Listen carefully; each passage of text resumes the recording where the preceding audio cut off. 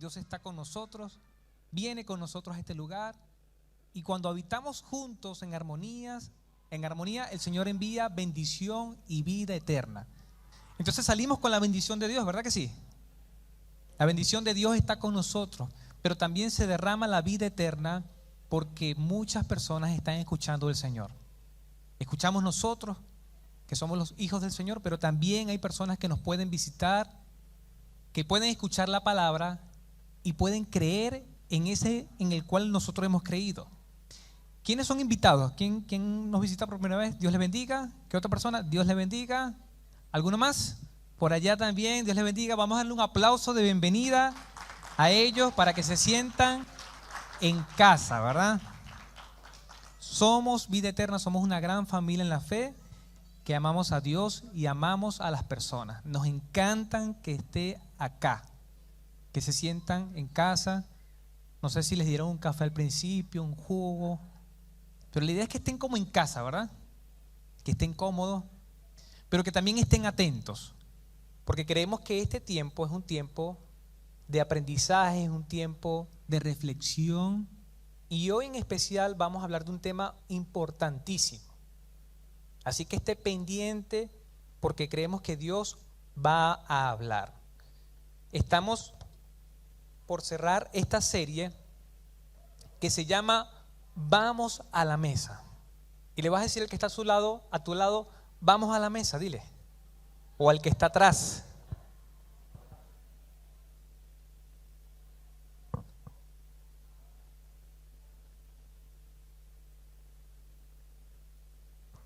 ¿Cómo estás, Andrés? Bien.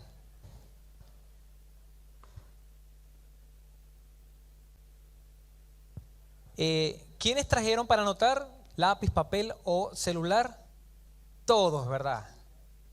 Todos pueden anotar. Y a mí me gustaría que pudieran anotar o grabar, como lo hace Alan, para que podamos reflexionar después en esto, porque a veces nosotros escuchamos, pero olvidamos. Y la idea es escuchar, guardar y practicar. Eso es lo que nosotros necesitamos hacer constantemente. Y en Vamos a la Mesa hemos desarrollado un tema que ha ido formando poco a poco una estructura de lo que Dios quiere que nosotros hagamos día a día, con nuestra familia, con la iglesia. Ir a la mesa siempre ha sido de tradiciones, pero esa tradición, como decíamos al principio de la serie, se ha perdido. Y la idea es que nosotros la podamos rescatar. Vimos ya 3 partes. El primer domingo vimos que Jesús comparte la mesa con cualquier persona y vimos la historia de Mateo. ¿Se acuerdan de Mateo? Un recaudador de impuestos, un judío que trabajaba para el Imperio Romano y era el más odiado por todos.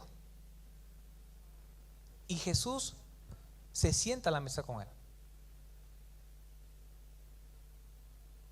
Creemos que el evangelio es para todos, en especial para los más pecadores, aunque todos los pecados son iguales. Pero nosotros categorizamos los pecados. Creemos que algunas personas pecan más y que otros o nosotros pecamos menos. En alguna oportunidad, ¿usted se creyó menos pecador que otro? Yo voy a levantar las 2 manos. Porque uno dice, bueno, yo no he pecado como aquel asesino, como aquel abusador o como aquella persona.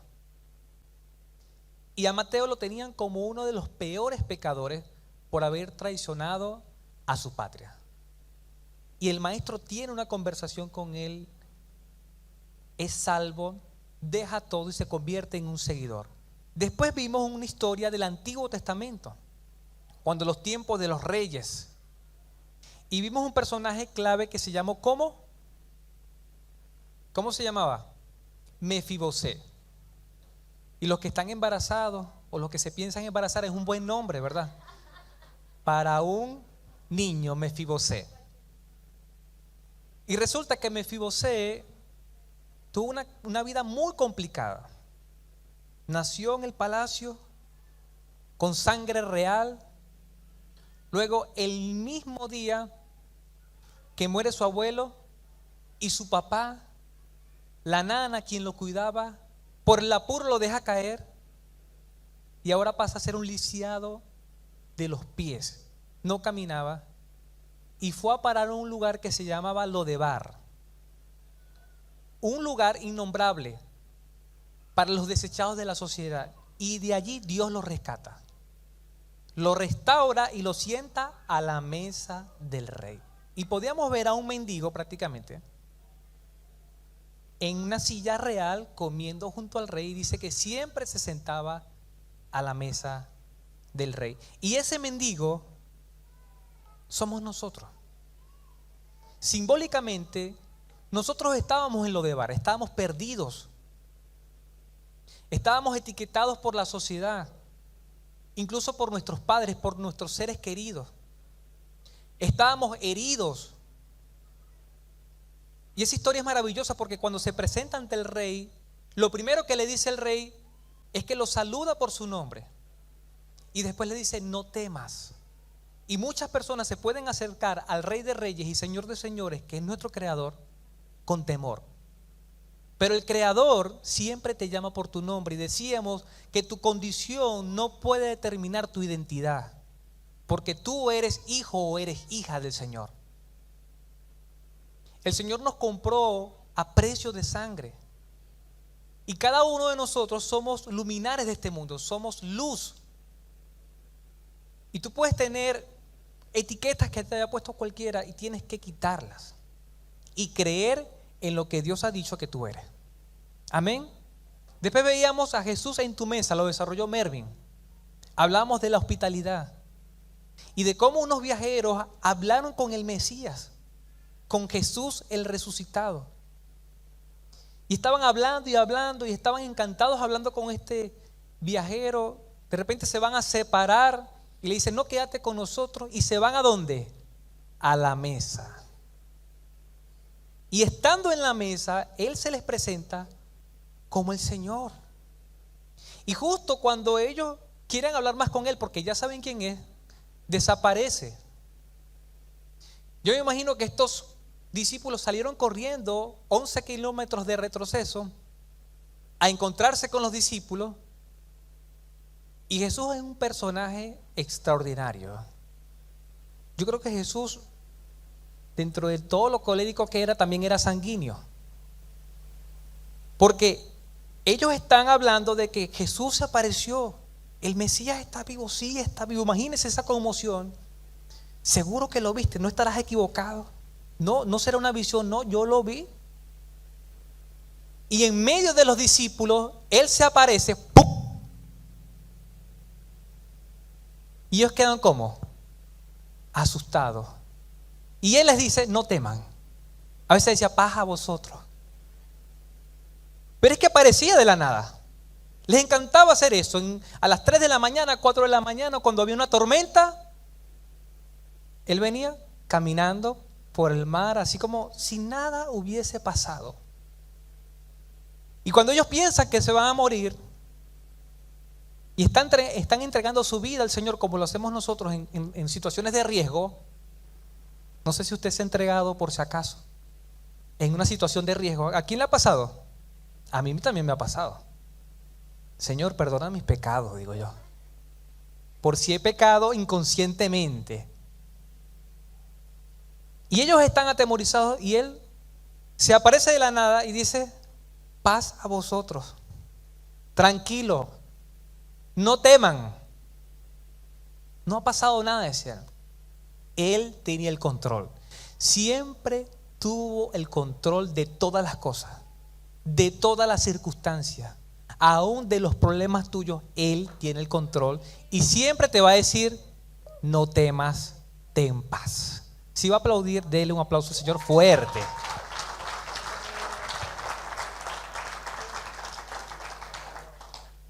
Ahora vamos entonces al cuarto punto, el último punto. Y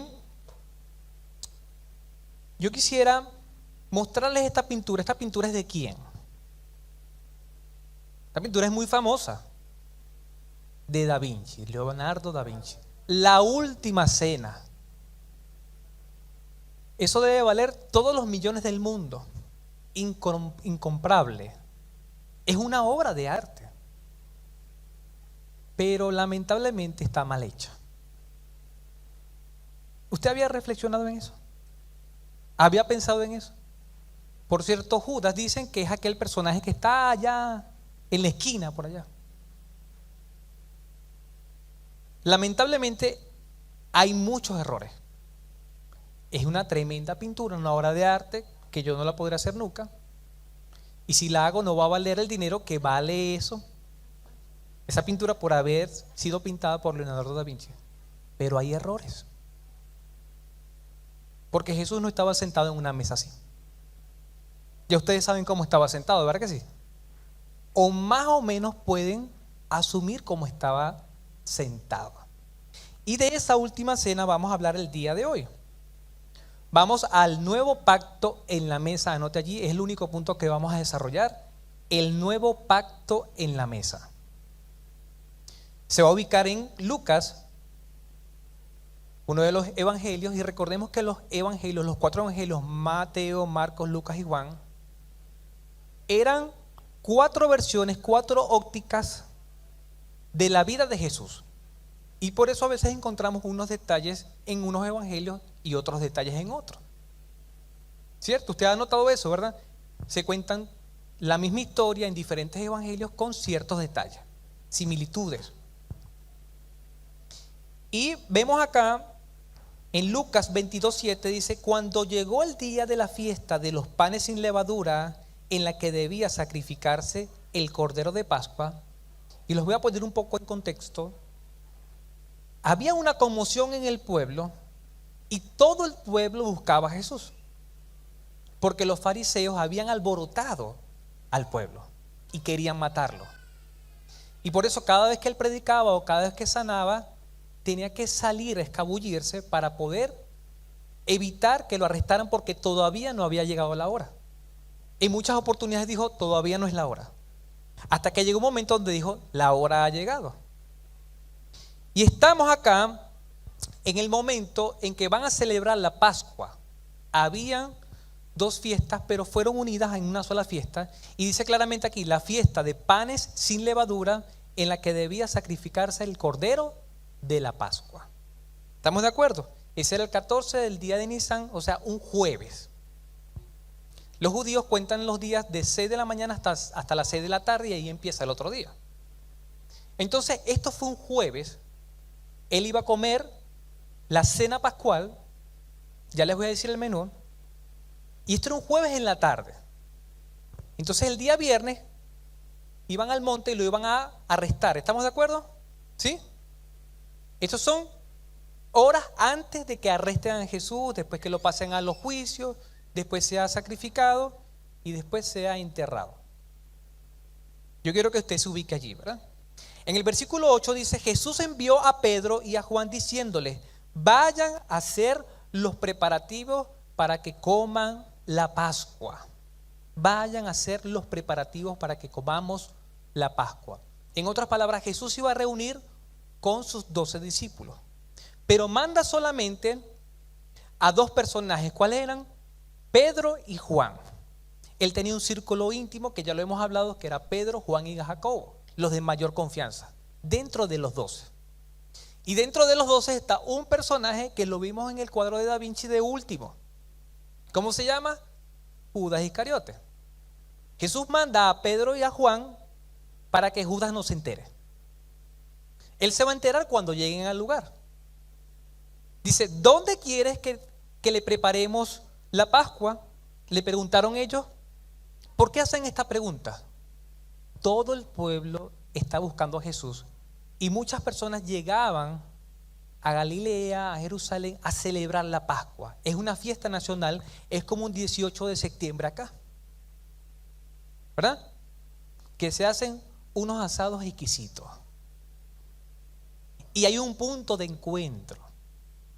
Entonces todo el mundo iba hacia Galilea a celebrar la Pascua. Había demasiada gente. Y los fariseos y los líderes decían: durante la celebración de la Pascua no, decía él. No vaya a ser que el pueblo se exalte y nos salga la jugada mal, era lo que decían ellos. Ustedes pueden revisar en los evangelios que ellos no querían matar al maestro durante la Pascua, no les convenía. Pero el plan de Dios era que fuera durante la Pascua. ¿Se lo está imaginando? Hay mucha gente, hay muchos visitantes. Y ellos le dicen al maestro: ¿dónde quieres que te preparemos la Pascua? Ellos eran unos fugitivos. Ahora imagínense, 12 hombres más Jesús, son 13 personas que se van a sentar en una mesa, se van a reunir, pero no conviene que los vea nadie.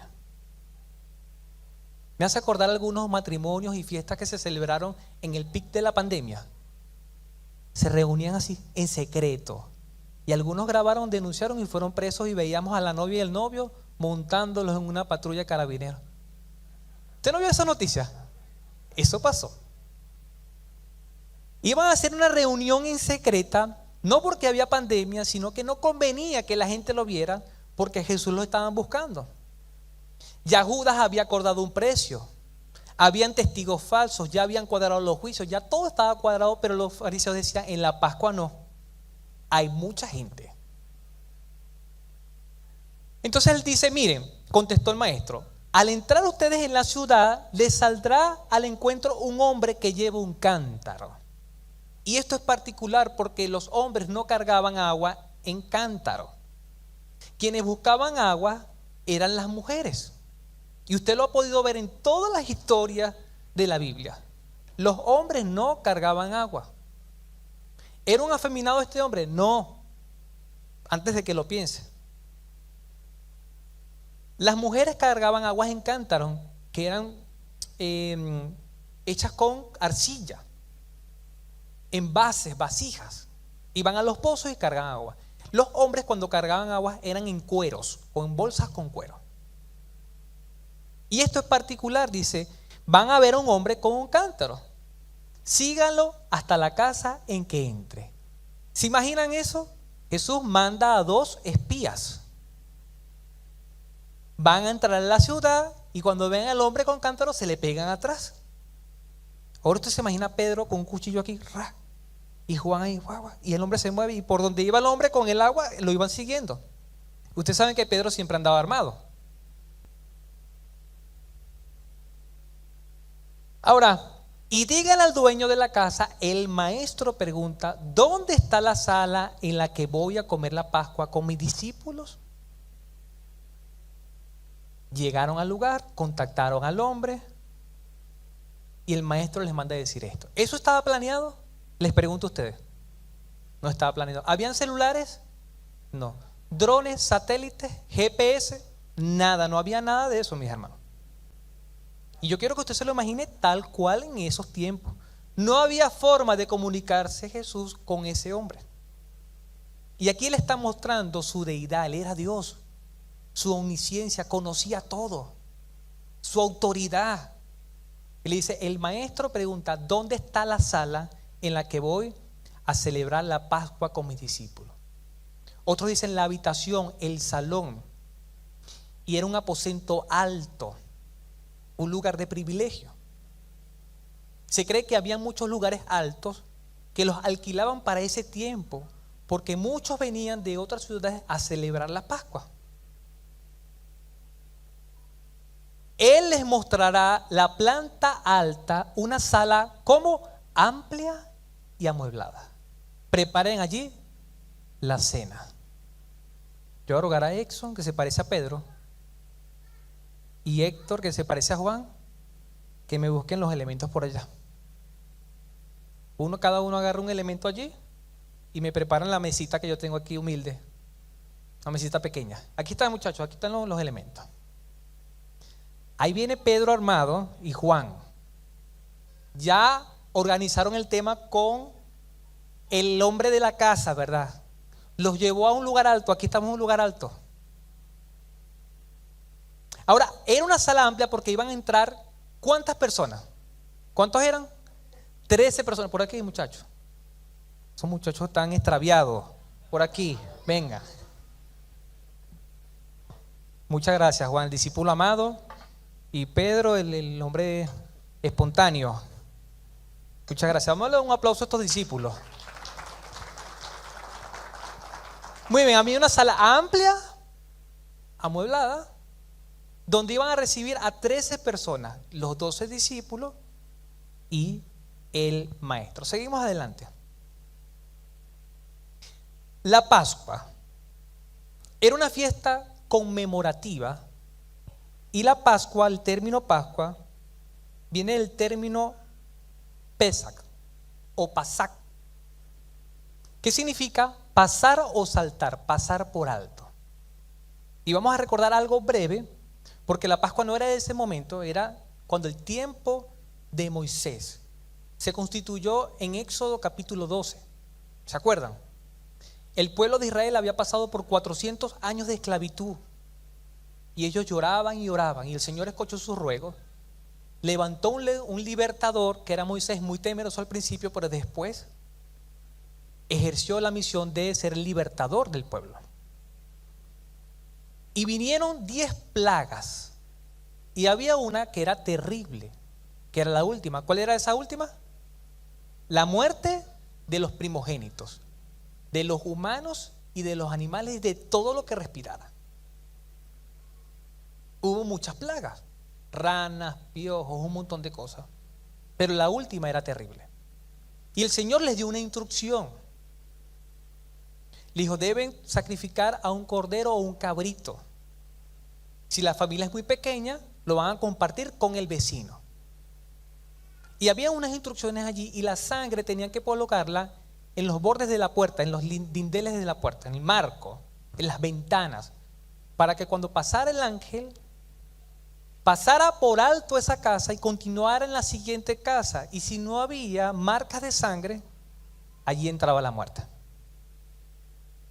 ¿Estamos en la historia? Sí, ¿verdad? Se desató la última plaga y visitó todas las casas que no tenían la marca de sangre del cordero.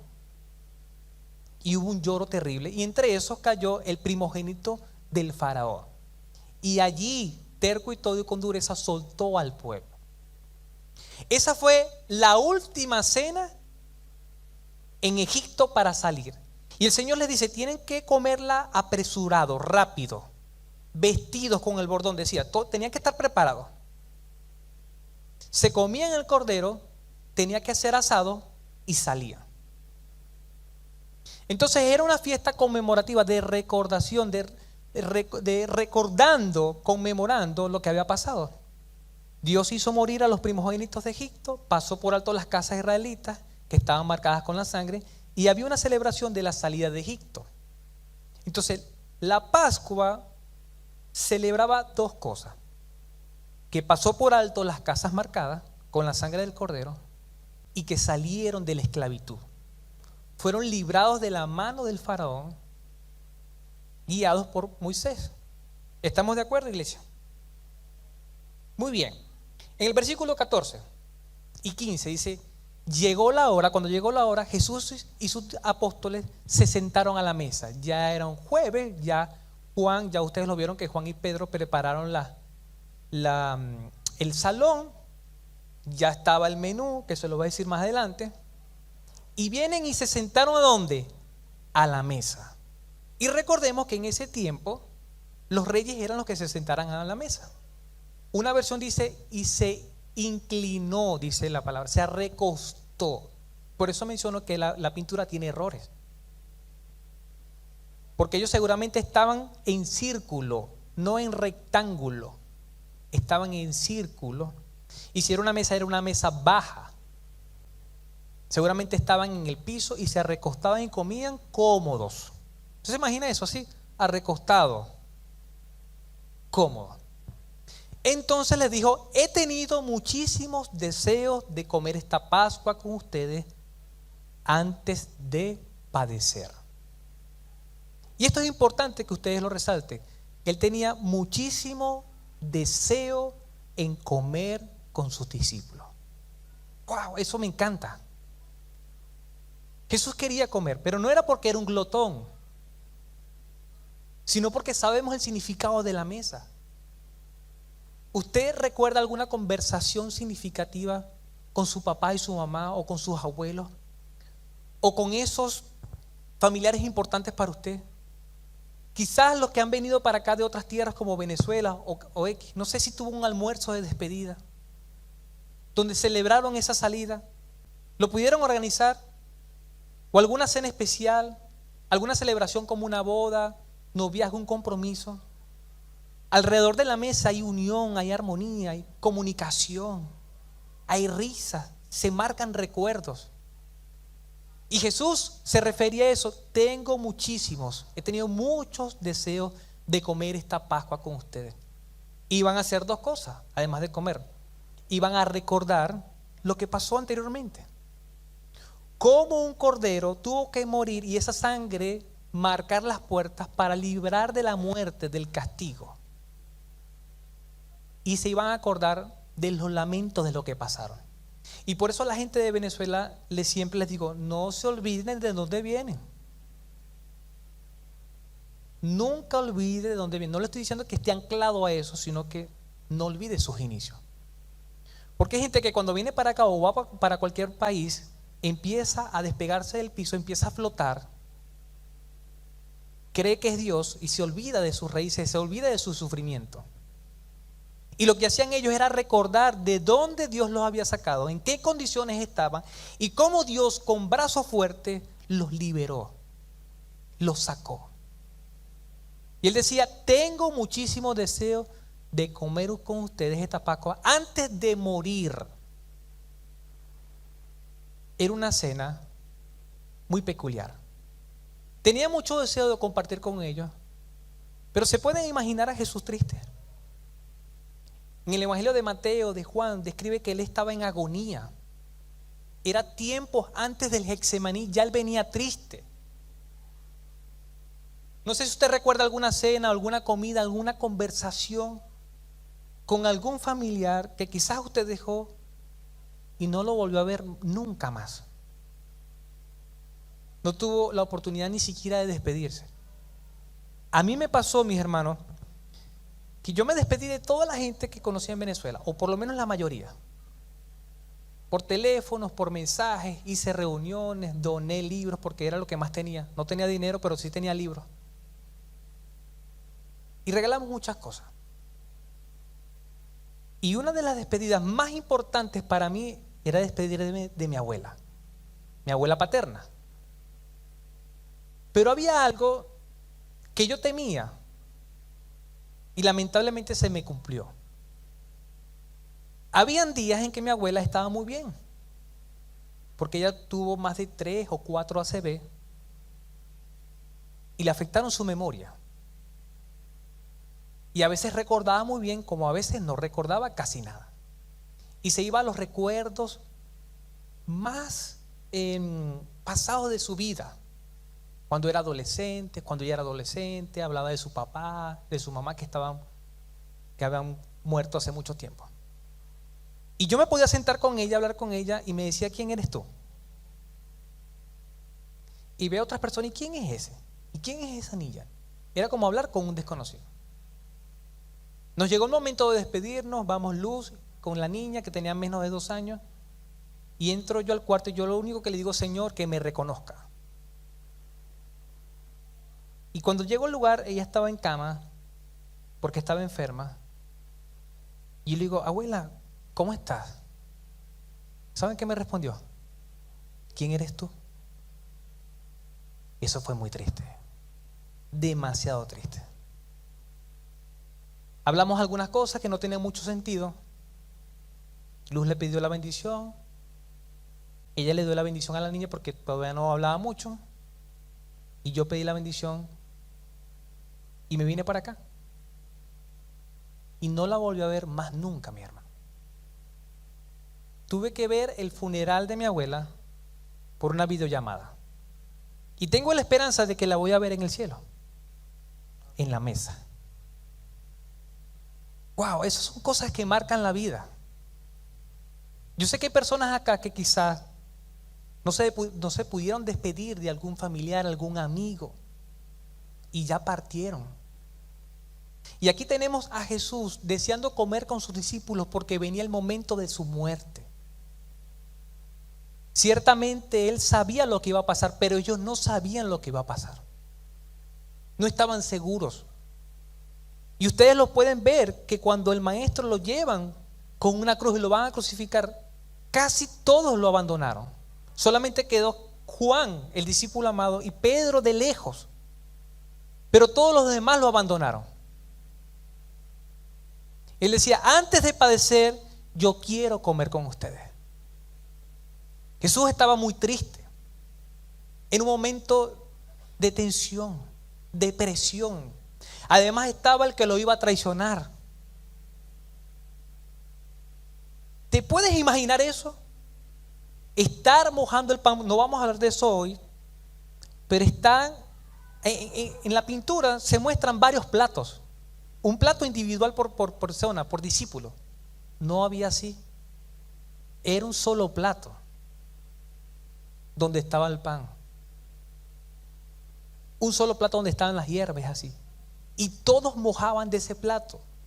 Y se acuerdan que en esa conversación él dijo, algunos de ustedes me van a traicionar, y todos se preguntaron, ¿seré yo? ¿Seré yo? ¿Seré yo? ¿Saben por qué preguntaron todos seré yo? Porque todos habían mojado del mismo plato. Y todos sabían en su interior que si pasaba algo muy terrible como lo que pasó, todos le iban a abandonar. Todos le iban a negar. Pedro no solamente lo negó porque estaba escrito, todos le iban a negar. Era una cena de muchas emociones. La última cena. Ahora, menú de la cena pascual. Había el cordero o cabrito asado. Debía ser asado con sal, no hervido. Y este cordero era la víctima, y a través de su sangre había el perdón. Habían panes sin levadura que significaban pureza, no podían tener levadura. Y se acompañaba el cordero o el cabrito asado con el pan y hierbas amargas. Las hierbas amargas simbolizaban, todo era un símbolo. Simbolizaban los lamentos, los quebrantos, los 400 años de esclavitud en Egipto. Y cuando ellos comían, todo tenía un símbolo y todo tenía un significado. No lo menciona allí, pero también había vino. Pero los elementos principales eran cordero, panes sin levadura y hierbas amargas. Sigamos adelante. Orden de la cena pascual. Deben beber una copa de vino mezclada con agua, y se cree que la primera copa era la de acción de gracia. Era una ceremonia. Después venía lavado ceremonial de las manos. Ya saben que tenía que haber agua corriendo, porque si yo metía las manos en un recipiente contaminaba esa agua, y entre todos se lavaban las manos porque todos iban a comer con las manos. No había cuchillo, cuchara, tenedor, ni nada de eso. Ni la cuchara para el postre, tampoco. Nada. Todo era con la mano, justo como comía mi abuela. Después venía comer las hierbas amargas, y mientras comían las hierbas amargas, recordaban ¿qué? El sufrimiento. ¿De dónde lo sacó el Señor? Seguimos como punto número 4. Beber la segunda copa de vino mientras el cabeza de familia explicaba el significado de la Pascua. Entonces se imagina una familia haciendo esta cena pascual. Están allí todos los miembros de la familia, la mamá, el papá, los hijos, y el papá es la cabeza de la familia. Y mientras ellos comían, ¿qué hacían? Veían la televisión, veían las series de Netflix, se ponían al día con el Instagram. Papá, mira cuántos me gustan, llegué a cuántos de suscriptores. No, señor, no.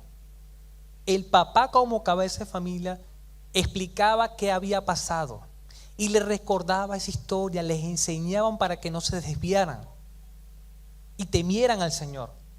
Después cantaban el Alel, Salmo 113 al 118. Después sacaban el cordero y la cabeza de familia repartía en trozos, y por último bebían la tercera y hasta cuarta copa. Habían 4 copas. Era una ceremonia. Todo tenía un significado, todo tenía un simbolismo, que era recordar cuando el Espíritu pasó por alto y les perdonó la vida y los sacó de Egipto. Jesús tenía muchos deseos de hacer esta cena con ellos, pero en especial hacer una transición, porque todos sabemos lo que pasó. Los discípulos pensaban que iban a comer la Pascua que venían celebrando hace mucho tiempo, de generación en generación. Y cuando Juan y Pedro fueron a preparar la Pascua, prepararon todo: los panes sin levadura, el cordero, el vino, las hierbas, todo. Y ahí está Jesús sentado a la mesa compartiendo la cena pascual. Y él, aprovechándose de todos los símbolos y todo el significado que ellos ya sabían, iban a hacer una transición del viejo pacto al nuevo pacto. Y eso es lo más glorioso. Y por eso él tenía muchísimos deseos de comer en la mesa con sus discípulos, porque iba a instalar una nueva manera de salvación, un nuevo pacto. Y eso ellos iban a transferir eso. A partir de ahora sí va a ser lo que hizo Jesús. Te pregunto yo a ti, ¿cuántos deseos tienes de sentarte a comer en la mesa con tus discípulos? ¿Tienes discípulos, hermano o hermana? ¿Será que estamos cumpliendo la gran comisión y por todo el mundo predicar el evangelio? Hagan discípulos. Si tienes discípulos, te sientas con ellos a la mesa. ¿Tienes alguna comida para compartir? No importa que sea algo sencillo, pero te sientas con ellos a enseñarles, a compartir, a pensar en Jesús. ¿O no lo ves importante? Jesús tenía muchos deseos y nosotros debemos hacer lo mismo de Jesús. Si decimos que somos cristianos, debemos hacer las cosas que hizo Cristo. Seguimos. Versículo 16. Pues les digo que no volveré a comer la Pascua hasta que tenga su pleno cumplimiento en el reino de Dios. Cuando Jesucristo comenzó a ejercer su ministerio, Él dijo: el reino de Dios se ha acercado. Y se estaba acercando por medio de Él. El reino de Dios es el gobierno de Dios en los corazones. Y Él comenzó a hablar acerca de ese rey que es el Señor y de cómo llegamos al Señor. Y por eso Él decía: yo soy el camino, la verdad y la vida, nadie viene al Padre si no es por mí. Y Él decía que el que lo conocía a Él, conocía al Padre. Y empezó el reino, estaba transcurriendo el reino. No voy a volver a comer la Pascua hasta el cumplimiento del reino de Dios. Y en el cumplimiento del reino de Dios no solamente estaban las cosas bonitas que acabo de mencionar, también estaba algo trágico que iba a pasar con Él. ¿Qué era? Lo vamos a ver en este versículo que está en Lucas 9 anterior, capítulos antes. Dice: el Hijo del Hombre tiene que sufrir muchas cosas, y lo decía Él, y ser rechazados por los ancianos, los jefes de los sacerdotes y los maestros de la ley. Es necesario que lo maten y que resuciten al tercer día. Para que se estableciera el reino de Dios tenía que morir Él. Tenía que morir como cordero, como ese cordero de la Pascua. Él se estaba presentando allí como el cordero. ¿Estamos de acuerdo? Ahora, Jesús debía cumplir plenamente lo que estaba profetizado, debía morir y resucitar. Los profetas hablaron de Él. Juan habló de Él. Él habló de Él mismo. Ahora tenía que cumplir. Y estaba a horas de ser arrestado, de ser maltratado, de ser crucificado. Y Él dijo: antes de que perezca, yo quiero conversar con ustedes. Yo quiero tener este tiempo acá. Sí, hay tristeza, y ellos se ponían tristes. El maestro lo iban a matar, se iban a quedar solos. Sin embargo, Él tenía que seguir el plan. Versículo 17. Luego tomó la copa, dio gracias y dijo: tomen esto y repártalo entre ustedes. Y se cree que es la primera copa de acción de gracia. Vino mezclado con agua y tomaron todos vino. Seguimos adelante, versículo 18. Les digo que no volveré a beber de este fruto de la vid hasta que venga el reino de Dios. Y Él dijo: no voy a volver, o sea, después de esta cena no voy a volver a comer la Pascua ni a beber el vino, porque se debe cumplir el reino de Dios. Y el reino de Dios no se cumplía o no terminaba solamente cuando Jesús resucitara. No. Tenemos que verlo tú y yo como Rey de Reyes y Señor de Señores. Viene el día, mis hermanos, viene el día en que se abran los cielos, suene la trompeta y aparezca Jesucristo en gloria. Ese día va a ser glorioso, mi hermano. Y la palabra dice que todo ojo le verá y toda rodilla se doblará, los que están en la tierra y debajo de la tierra. Cuando ese día se manifieste, el reino de Dios será establecido completamente. ¿Estamos preparados para ese día, mis hermanos? No, hermano, ese amén sonó muy flojo. Yo no quiero sembrar temor aquí ni terror, pero le estoy diciendo algo que va a suceder porque escrito está. Jesucristo viene y viene por su iglesia, por la familia que está constituyendo. Ya hemos aprendido que Dios está creando una familia, lo dice la palabra, la familia de Dios. Viene a buscar a su familia. Dijo, no los dejaré huérfanos. O sea, somos hijos y estamos esperando al Padre. Y Él viene por ti y por mí. Y tenemos una mesa, tendremos una mesa con el Señor. Más adelante vamos a leer un versículo que es poderoso. Versículo 19, también tomó el pan y después de dar gracias lo partió. Él tomó el pan, dio gracias y lo repartió. Era un pan sin levadura, que significaba pureza. ¿Cierto? Le dio a ellos y les dijo, este pan es mi cuerpo entregado por ustedes, hagan esto en memoria de mí. Este pan es mi cuerpo, dijo. ¿Era el cuerpo literalmente de Jesús? No era. Porque hay gente que cree que es el cuerpo literalmente. Entonces, ¿habían dos cuerpos? No es así. No había un cuerpo aquí y el cuerpo de Jesús, porque Jesús estaba allí. Y a veces se predica eso, que la hostia es el cuerpo literal de Cristo. Yo me estoy comiendo a Cristo. No, simbólicamente, prefigurativamente, creo que se dice así, es el cuerpo de Cristo. Y dice, hagan esto en memoria de mí. Cada vez que participemos de la cena del Señor, recordamos a Cristo, su vida, muerte, resurrección y regreso. No es solamente hasta que resucitó, sino que viene por regreso, bien regresará en gloria. Cada vez que participamos del pan, recordamos a Cristo. Es así, mis hermanos.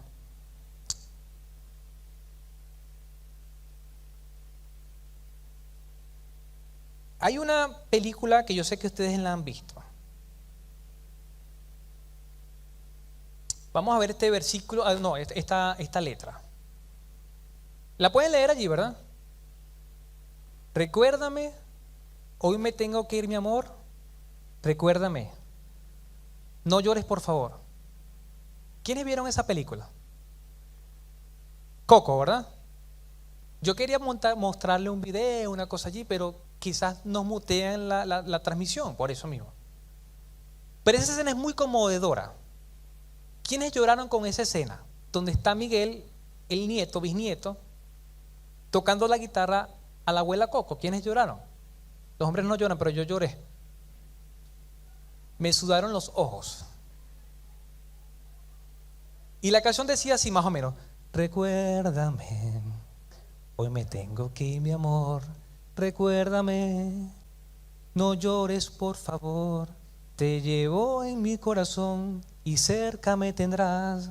A solas yo te cantaré, soñando regresar.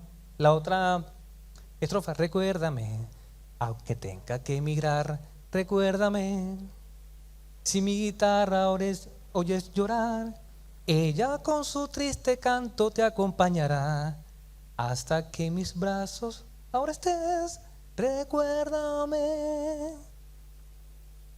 Una canción lindísima, bellísima la canción.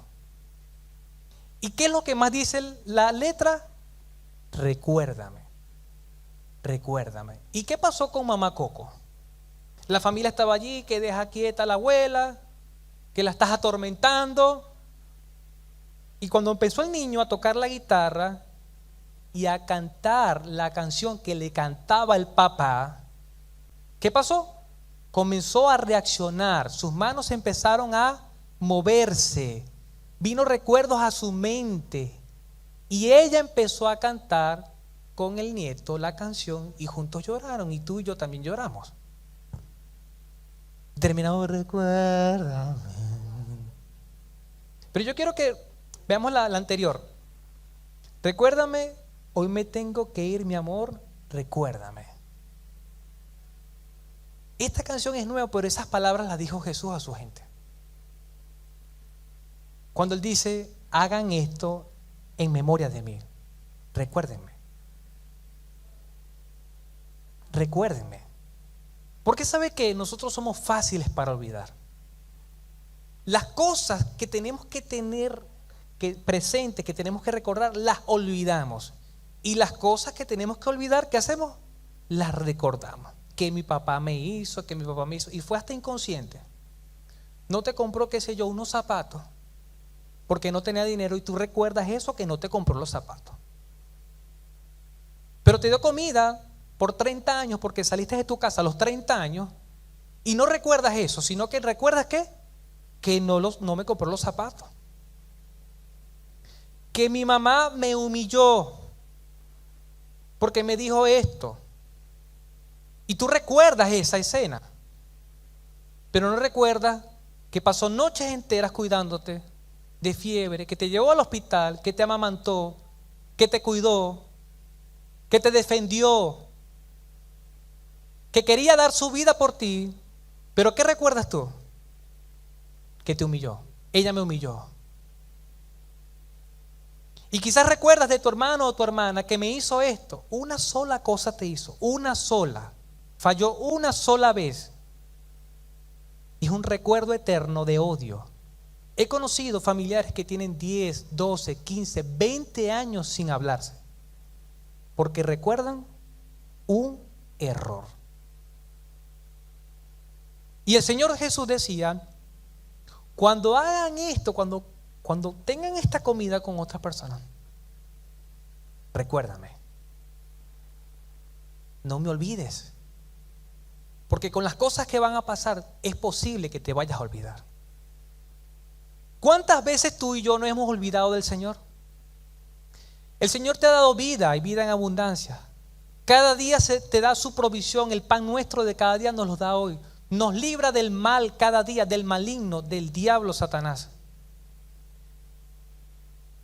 Nos hace favores todos los días. ¿Y qué hacemos nosotros? Señor, es que tú no permites que yo me compre el carro. No, es que, ¿por qué permitiste no se me diera este negocio? ¿Recordamos qué? Lo malo. No has permitido que yo me compre una granja. ¿Estás en contra de mí? No. ¿Por qué nos empeñamos en lo malo? ¿Por qué recordamos las cosas que tenemos que olvidar y olvidamos las cosas que tenemos que recordar? ¿Será que me ha pasado solamente a mí? Yo quiero ver si alguien se identifica conmigo. Levante su mano. Comencemos a olvidar, mis hermanos, las cosas que tenemos que olvidar y recordemos las cosas que tenemos que recordar. Jesús, ante sus amigos, ante sus hijos, decía: recuérdeme. ¿Con qué frecuencia recuerdas lo que Cristo hizo por ti? ¿Todos los días meditamos en eso? ¿O nos recordamos solamente de Dios cuando no tenemos dinero, cuando nos falta la comida, cuando nos está pasando algo malo, algún problema? Señor, ayúdame. Pero, cuando estabas comiendo, cuando estabas alegre, cuando estabas en el cumpleaños, ¿recordaste a Jesús? En los cumpleaños se veneran al cumpleañero. Que los cumpla feliz, feliz, feliz, feliz. ¿Y qué hizo esa persona para vivir? Nada. Quien lo ha sustentado es el Señor. Pero recordamos a Dios en los cumpleaños. Y el Señor decía: recuérdame. Seguimos adelante. Versículo 20, ya estamos culminando. De la misma manera tomó la copa, después de la cena, tomó una copa y dijo: esta copa es el nuevo pacto en mi sangre, que es derramada por ustedes. ¿Era la sangre de Cristo literalmente? No, pero simbolizaba la sangre de Él, que es derramada por ustedes. Otra versión dice, en otro evangelio, vamos al siguiente: esto es mi sangre del pacto, que es derramada por muchos para el perdón de pecados. La sangre que marcaba y que libraba de la muerte en Egipto, ahora era la sangre del Cordero, que es derramada por muchos para el perdón de pecados. En la antigüedad, los pactos eran ratificados con la sangre de un sacrificio. Tenía que haber sangre para ratificar un pacto. ¿Cómo hacían pacto los judíos? Agarraban un cordero y lo partían a mitad. Así literalmente. Mitad y mitad. Y ellos pasaban por el medio, justo donde quedaba la sangre. ¿Y qué significaba eso? Que si alguna de las partes incumplía, ellos prácticamente decían: que Dios me parta como este cordero si yo incumplo. Así hacían pacto los judíos. Era de ambas partes. Pero el pacto que estaba haciendo Jesucristo es de una sola parte. Porque Él no nos pide nada de nosotros. Es unilateral. Aquel era bilateral. Eran dos partes, había un animal, lo partían a mitad y ellos pasaban por el centro. El pacto que está haciendo Jesús en ese momento, que hacía Jesús, era unilateral. Yo voy a morir por ustedes. Y esa sangre va a ser derramada por muchos. Y cuando tomen una copa de vino, ¿qué van a hacer? Recuérdame. No voy a preguntar cuántos han tomado copas de vino, pero yo sé que es muy rico tomarse el vino, ¿verdad que sí? Y yo sé que después de unas 8 o 10 copas, ya ni sienten el sabor. ¿Será que la gente recuerda a Cristo después de 8 o 10 copas? Ni saben cómo se llaman ellos. ¿Van a recordar a Cristo? Ellos tomaban 4 copas, no más, mezcladas con agua. Ojo, para no embriagarse. El fruto de la vid es triturado, partido, y sacaban un zumo. ¿Qué estaba diciendo Jesús? Mi cuerpo va a ser partido como un pan. Mi cuerpo, que es como el pan sin levadura, que es puro, va a ser partido por ustedes. Mi sangre va a salir como el fruto, como el vino que se saca, que se tritura de las uvas. Y esa sangre va a ser derramada por muchos para el perdón de pecados. Por lo tanto, cada vez que ellos comían pan en una cena pascual y bebían vino, no bebían para embriagarse, era para recordar a Jesús después del nuevo pacto. Y antes recordaban lo que el Señor hizo en Egipto. Jesús dio gracias por el pan y el vino. ¿Y el cordero, mis hermanos? Les pregunto. Ustedes han leído la última cena, ¿verdad que sí? En los evangelios. ¿Menciona alguno de los evangelios que comieron cordero? Les pregunto a ustedes. ¿Comieron cordero esa noche? ¿Había en el menú cordero? Sí. Era una cena pascual. La cena que se celebraba en Egipto, que por muchos años se vino en tradición. Pero Jesús dio gracias por el pan, gracias por el vino, y no hubo cordero, sino que el cordero estaba sentado a la mesa, mi hermano. El cordero estaba allí y decía: yo soy el cordero y voy a morir por ustedes.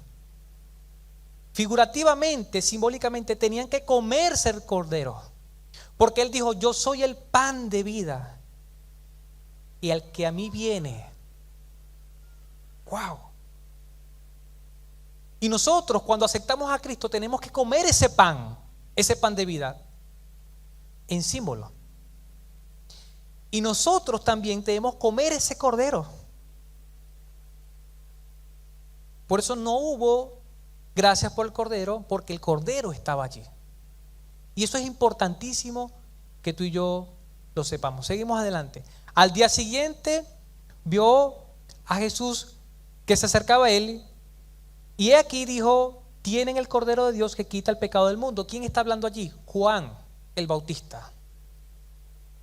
Juan 1:29 dice: he aquí viene el Cordero del mundo.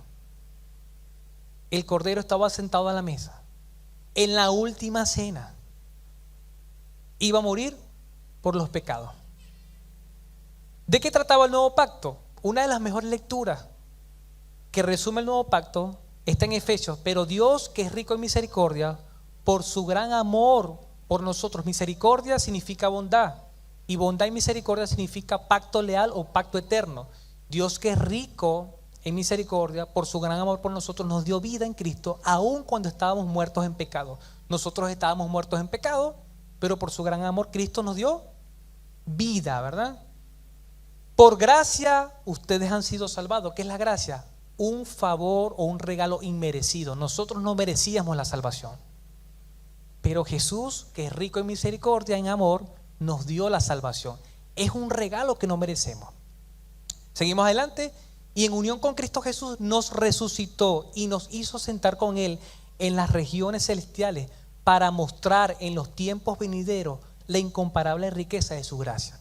Nosotros hemos resucitado. Simbólicamente, públicamente hicimos un acto. ¿Cuál es? El bautismo. Donde moríamos para el mundo, vivimos para Cristo. Entonces, aceptamos a Cristo, hemos resucitado espiritualmente, y exteriormente la gente tiene que ver un símbolo que es el bautismo.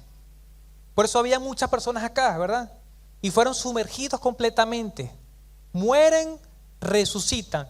Y dice la palabra que nos hace sentar en lugares celestiales.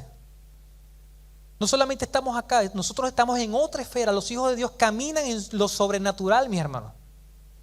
Estamos acá, pero no somos de acá. Somos hijos del Rey de Reyes, para mostrar en los tiempos venideros, en estos tiempos y en los que vienen, la incomparable riqueza de su gracia. ¿Para qué nosotros estamos en esta tierra?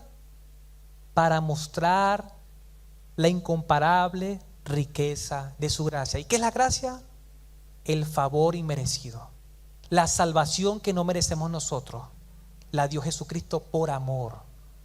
Nuestra vida se debe centrar en eso, mi hermano, en mostrar el amor de Dios, que por su bondad derramó sobre nosotros en Cristo Jesús.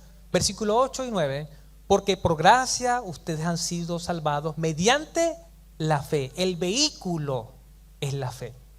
Esto no procede de ustedes, sino que es el regalo de Dios, no por obra. No podemos hacer nada. No podemos rezar, no podemos caminar de rodillas, no debemos bautizarnos para ser salvos, no debemos hacer plegaria, no debemos ir para Israel, pegarnos un muro, no debemos hacer nada. La Biblia establece: el que cree es salvo. Para que nadie se jacte. Es un regalo de Dios por medio de la fe. Otra versión dice: ustedes han sido salvados porque aceptaron el amor de Dios. ¿Cómo se acepta el amor de Dios? ¿Cómo se acepta la gracia? A través de la fe. Ninguno de ustedes se ganó la salvación. No podemos hacer nada para salvarnos, sino que Dios se la regaló. De eso trata resumidamente el pacto. El pacto nuevo. Antes era por obra, habían 10 mandamientos. No solamente con 10 mandamientos, los fariseos inventaron 600. Y para ser salvos, habían que cumplir los 610 mandamientos. ¿Quién iba a ser salvo, mis hermanos? Jesús dijo: no, el que cree no es condenado, es salvo. Porque de tal manera amó Dios al mundo, que dio a su Hijo unigénito, para que todo aquel que en él cree no se pierda, mas tenga vida eterna. Jesucristo es nuestro pan de vida. Tenemos que comerlo. Su sangre fue derramada en la cruz. Pero eso se tiene que aceptar mediante la fe. Les pregunto ya con esta pregunta: Para cerrar, ¿quién desea aceptar el amor de Dios? La palabra dice, el que acepta el amor de Dios por la fe es salvado. Y yo sé que aquí hay muchos salvos, gracias a Dios. Pero hay otros que aún no han experimentado el amor de Dios. Jesús nos invita hoy a la mesa. Como les decía, Él es el Cordero. Y hay que comerlo completo, no una parte. Cuando aceptas a Cristo como Señor completo. El señorío de Cristo está en tu vida. Él es tu Señor, es tu dueño. Hay gente que acepta una parte.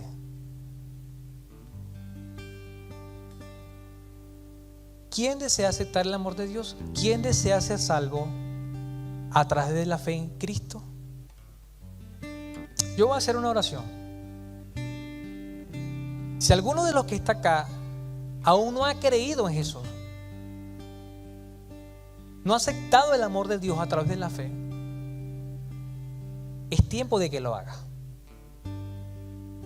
Ya no estamos bajo la maldición de la ley, sino que estamos bajo la gracia, bajo el favor de Dios. Lo único que hay que hacer es aceptar por fe. Después sí, hay que ser discípulos, hay que aprender, hay que bautizarse, hay que hacer un montón de cosas luego, pero ya eres salvo. ¿Se acuerdan de ese hombre que estuvo al lado de Jesús en la cruz? Uno se burlaba y se mofaba, pero el otro le dijo, ¿qué le dijo? Acuérdate, cuando estés en el paraíso, recuérdate de mí. ¿Y qué le dijo Jesús? De cierto, que significa verdaderamente te digo que hoy mismo estarás conmigo en el paraíso. Eso es tremendo. Una persona que sale de acá, Dios no lo permite y cree en Jesús. Y quizás la muerte le sorprende. Va al paraíso.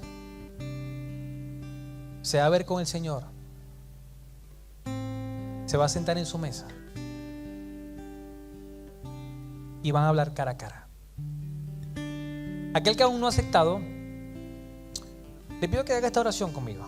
Señor, reconozco que soy pecador o pecadora. Te pido perdón por mis pecados. Te pido, Señor, que me des la salvación. Séllame con tu Espíritu Santo. En el nombre de Jesucristo. Amén y amén.